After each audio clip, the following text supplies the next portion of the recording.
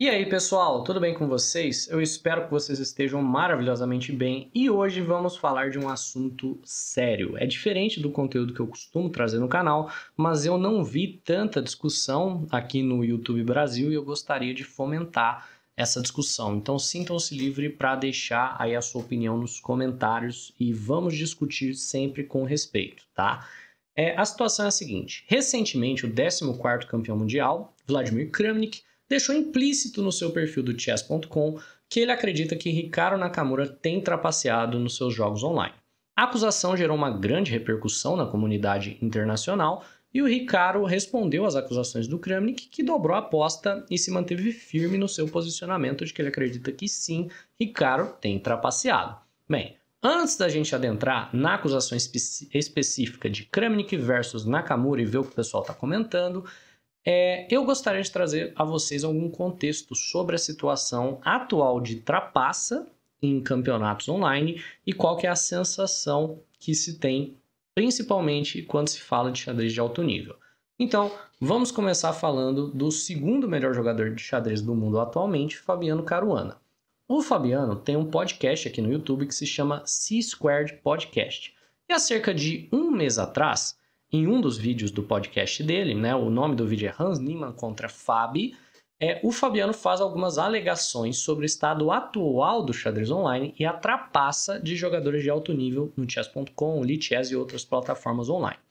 Fabiano começa afirmando que a essa altura do campeonato seria necessário você estar com a cabeça enfiada na areia para negar que o xadrez online está enfrentando um problema de trapaça. E eu sinto que isso é perceptível em todos os níveis de jogo, no entanto, especialmente perceptível quando se trata de alto nível. Você certamente já viu aí os seus youtubers preferidos acabando enfrentando ao longo das speedruns os famosos engenheiros, como diz o Cricor, né?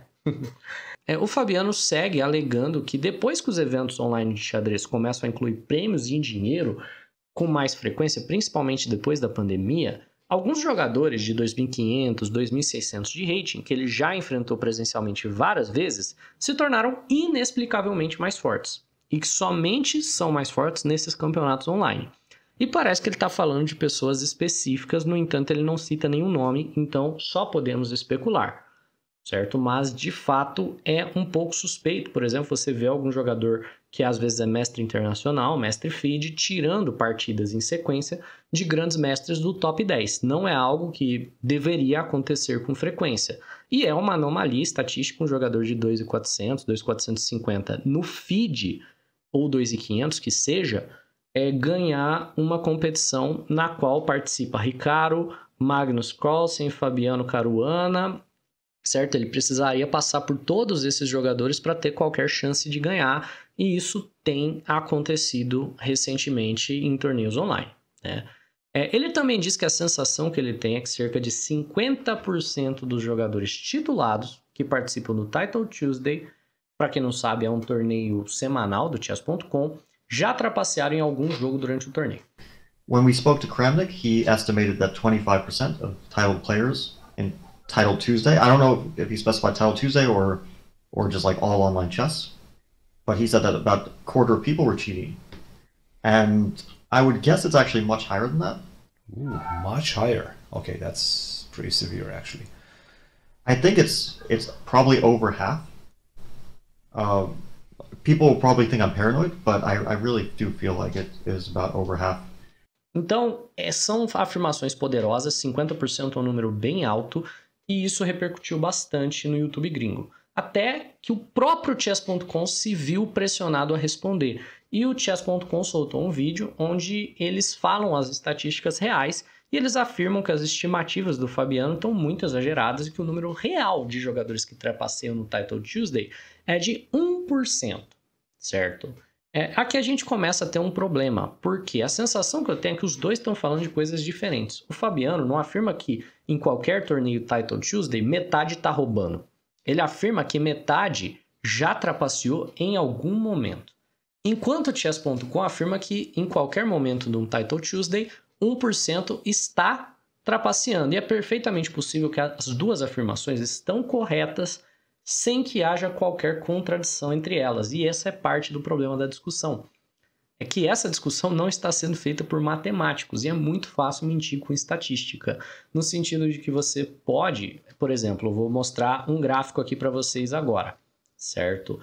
Você pode mostrar esse gráfico aqui, ó. Os dois gráficos estão sendo feitos com a mesma base de dados. O primeiro mostra uma curva acentuada, bem acentuada, de um crescimento de pagamento, que foi de 19,5 para 20, e o segundo também vai de 19,5 para 20, mas a curva aparenta ser muito menos acentuada. Então, os dois estão falando dos mesmos dados, exceto que, como eles escolhem apresentar de maneira diferente, a sensação que você tem é diferente. É claro que o Chess.com quer passar a ideia de que tem menos pessoas roubando do que 50%. Não seria bonito para a imagem deles, né? Que admitir que existe um problema tão grave quanto esse. Com esse contexto, fica claro uma coisa. Existe uma insatisfação generalizada sobre a integridade competitiva do xadrez online nos dias atuais. E isso é uma coisa que está acontecendo independente de qual o seu jogador preferido, né? Todos eles estão com esse mesmo sentimento. Então, o Kramnik, ele atualmente é o principal expoente disso, de acusar pessoas de roubo e tudo mais, mas tenha certeza que o Magnus concorda, que o Ricardo concorda, o Fabiano concorda, todo mundo acha que tem um problema. E o Kramnik está utilizando aqui do seu alcance no chess.com para criar um blog. Então você, vindo aqui no perfil dele, Vladimir Kramnik, você tem acesso a esse link, que é o blog, que é o que ele está aqui, ó, e ele está, despising cheaters, né, desprezando os trapaceiros. Se você abre o blog dele, ele está fazendo meio que uma caça às bruxas. Nesse blog, ele está postando suas acusações. Então, comparando performances de jogadores no online e no presencial, trazendo estatísticas do Title Tuesday, Title Tuesday Statistics Parte 2. O Kramnik é russo, o inglês não é a primeira língua dele. Então, por exemplo, você vai encontrar alguns errinhos de inglês gramaticais aqui, igual recent hysteria, mas vamos ignorar isso, né? O que ele está fazendo de maneira bem intencionada, isso eu tenho certeza. Vem de um lugar de amor ao xadrez, vem de um lugar de respeito pela integridade competitiva do jogo. No entanto, essas acusações à torta e à direita que ele tem fazendo, ao meu ver, não ajudam, né? Então vamos lá. Por exemplo, ele fez sobre o vídeo recente do Danny Ranch, né, do Chess.com, falando sobre os cheaters, né, falando um pouquinho aí sobre os trapaceiros, mas o que gerou essa questão toda foi aquele print que eu coloquei no começo do vídeo. Então, se você entrasse no perfil dele, atualmente não tem isso no perfil dele, mas se você entrasse no perfil dele alguns dias atrás, você veria a seguinte imagem. Então, no perfil do Kramnik, alguns dias atrás, estava a seguinte imagem, nela tá escrito o seguinte: algumas novas peças de estatísticas. Recentemente eu percebi que um jogador fez 45 pontos e meio de 46 jogos consecutivos de 3 minutos. Seus adversários tinham um rating médio de 2.950, o que dá a ele um rating de performance de 3.600 pontos nesses 46 jogos consecutivos. Eu acredito que todo mundo acharia isso interessante. Então você vê que ele não faz uma acusação direta, ele não cita nomes, ele só diz que é interessante, não diz que o jogador estava roubando, mas fica muito claro com o contexto que ele está sim acusando alguém. Quem ele está acusando, você viu no título, Ricardo Nakamura é o jogador que tem esse recorde. Depois que ele postou isso daqui, o Kramnik, né? Nós temos o Ian Nepomniachtchi no Twitter, repostando o que o Kramnik havia postado, e ele fala, porque ele é o herói que Gotham merece, mas não o herói que Gotham precisa agora. Isso daqui é uma frase que ele tirou do Cavaleiro das Trevas, o filme do Batman. Eu imagino que seja uma alfinetada ao Gotham Chess por alguma razão. Não tenho certeza exatamente do porquê, mas Ricardo fala que o Ian Nepomniachtchi não gosta do Levi, do canal Gotham Chess, e depois o Ricardo Nakamura faz a sua resposta. Então ele fala o seguinte: Vladimir parece estar se referindo a mim, né, referindo aos meus jogos, e ele está me acusando de trapaça, e aí ele marca os dois, o Ian e o Kramnik, e ele fala, Ian Nepomniachtchi, você também está pulando nessas acusações de trapaça e tweetando esse lixo, né, que você tweetou.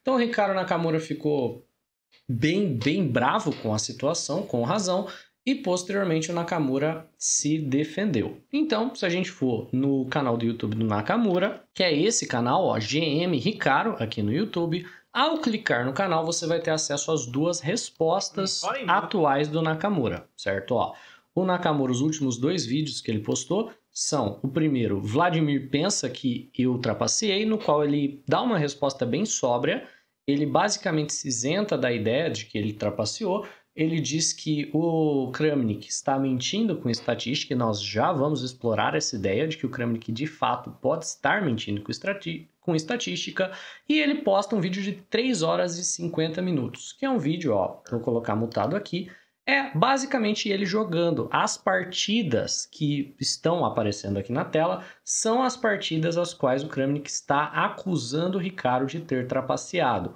E um fato que é bem incrível, assim, que deve ser falado, né, é que o Hikaru, como você pode ver aqui, ó, GM, tá jogando contra mestres internacionais, então são jogadores de 2.400 de rating feed, o que torna a vitória do Hikaru, que já tem quase 2.800, quase 400 pontos de diferença entre o rating dos dois jogadores, que torna essas vitórias consecutivas não uma anomalia estatística, como estava tentando fazer parecer o Kramnik. Ele não utiliza o rating feed dos jogadores, ele utiliza o rating online dos jogadores para fazer parecer muito mais improvável do que é de fato, né? Isso vai ser explorado pelo Nakamura.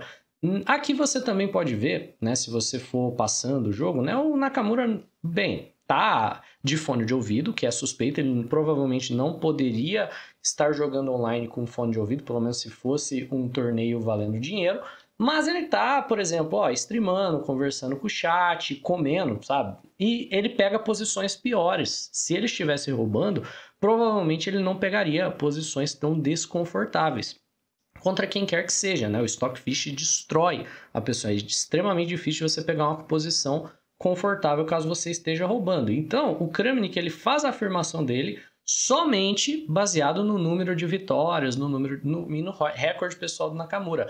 Ele não faz uma análise séria dos jogos, que seria necessário para você, de fato, ter uma acusação bem fundamentada. Então, esses são alguns dos fatores que me fazem pensar que Nakamura não estava roubando e que, na realidade, Kramnik tem feito um desserviço à comunidade, mas muito bem intencionado. Eu não acho que ele é o vilão dessa história, mas eu acho que ele está sofrendo com a paranoia da ideia de que muitas pessoas estão roubando no online e a frustração de que não há muito que ele possa fazer a respeito que não falar sobre o assunto. Então ele está tentando falar sobre o assunto, só que esse tipo de acusação acaba ferindo a comunidade mais do que ajudando. E agora vamos à estatística mesmo, né? Vamos a um pouco dos dados e como os dados que foram apresentados podem ser apresentados de outra maneira e dar ideias diferentes. Pois vamos começar a falar um pouquinho dos dados e da estatística, certo?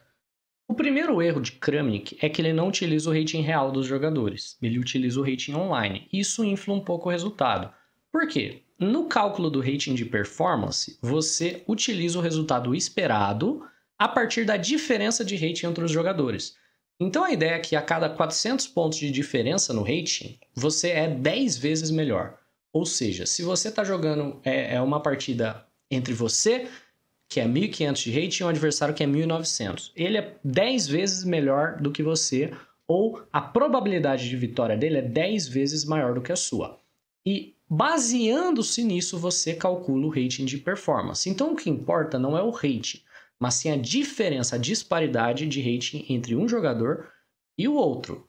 E a disparidade do rating real do Hikaru para os seus adversários é maior do que a disparidade do rating online. E, portanto, talvez fosse mais justo, para fazer uma estatística séria, utilizar o rating real dos jogadores. Pelo menos esse foi um dos argumentos de Hikaru Nakamura. E aí, se você utiliza o rating real, você não chega nesse rating de performance de 3.600, que é absurdo por ser maior do que o Stockfish. E todo mundo sabe que ninguém joga a um nível de 3.600, certo? Até porque se você vê os jogos, você vai ver muitos erros sendo cometidos. Segundo ponto é que ele pega uma porção muito pequena dos jogos e diz que isso é estatisticamente muito improvável. Então a ideia é a seguinte, ó, se você for jogar 46 jogos, qual é a chance de você vencer 45 deles? É baixíssima, né? No entanto, se você entra no perfil do Hikaru, você vê que ele tem 50 mil partidas jogadas no perfil. Então, e que ele é, sei lá, o número 2 no mundo, né? Isso também influencia. Então, a probabilidade de que ele vença 45 jogos em sequência não deve ser levada em conta somente, tipo assim, eu joguei 46, qual é a chance de eu vencer 45? Para você fazer essa conta de maneira séria, você precisaria pegar um número maior, porque ele joga muito todos os dias. Então, você tem que olhar para o problema da seguinte maneira.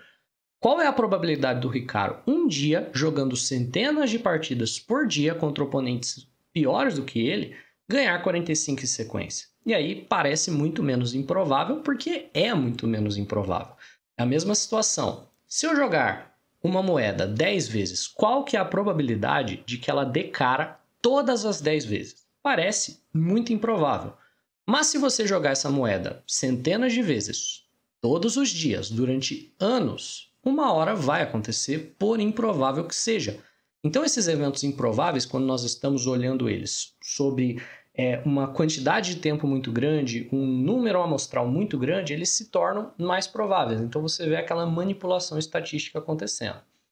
Kramnik, então, ele publica esse artigo, né, On Recent Hysteria, sobre a histeria recente, né, porque o post dele estourou, onde ele dobra a aposta e segue falando que ele acredita que o Hikaru Nakamura Ele segue falando que ele acredita que o Hikaru Nakamura trapaceou. Vocês podem ler o artigo, vou deixar linkado na descrição, mas basicamente o que ele fala nesse artigo é que o Kramnik, ele foi ver nos comentários, né, o Chessbrah, por exemplo, já disse que outros grandes mestres têm suspeitas de trapaça por parte do Hikaru, que ele já ouviu vários jogadores fortes falando de suspeita de trapaça do Hikaru, e é por isso que ele tem essa suspeita tão forte. Ele diz que não é só ele, tem vários dos jogadores do alto nível que também têm essas suspeitas, no entanto ele não cita nomes, né? Ele fala só a lot of professional players, né? Tem vários, mas não vou dizer quem. E ele fala que tem várias ocasiões na conta do Hikaru, onde tem, enfim, situações de extrema baixa probabilidade, mas isso a gente já rebateu. Extrema baixa probabilidade dependendo, né, de como você escolhe apresentar ou dependendo de como você escolhe fazer a conta. Essas coisas devem ser lidadas por estatísticos, não por jogadores de xadrez, né? Quem tem que lidar com essa situação é a galera, os matemáticos do chess.com, que enfim, eu entendo a insatisfação de muita gente em relação a isso. E ele termina falando o seguinte, eu considero que todo mundo tem que ser igual e que qualquer ocasião de overperform, né, qualquer ocasião na qual haja uma performance maior do que o esperado, deva ser investigada, inclusive se for a minha, né? Ele fala, ninguém é mulher de César, todo mundo está aberto às críticas.